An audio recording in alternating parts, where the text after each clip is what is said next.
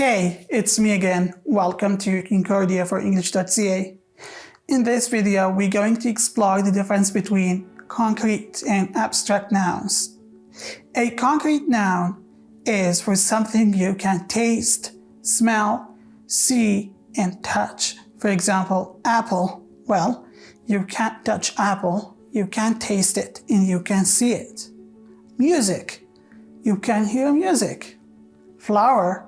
Well, you can smell flower. You can also touch it. But in terms of abstract noun is for something you can feel, you can think about.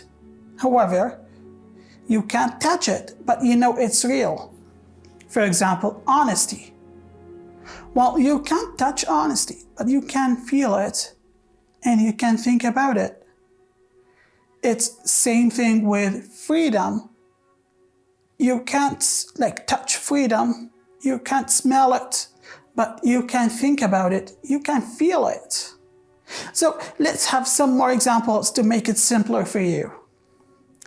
What about if I ask you about a noun and you gotta choose within your understanding?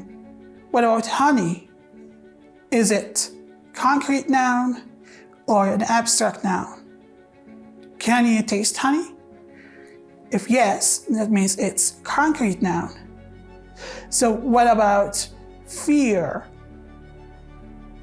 Can you touch fear? Or you can feel it? You can feel it, right? So that means an abstract noun. So what about happiness? Can you smell it? Can you touch it? Can you taste it? No, right? But you can feel it, you can think about it, it's real. So that means an abstract noun. Well, it's simple, right? Well, drop a comment with your nouns from your own and let me see if you got the lesson or not. Thank you for watching and see you soon.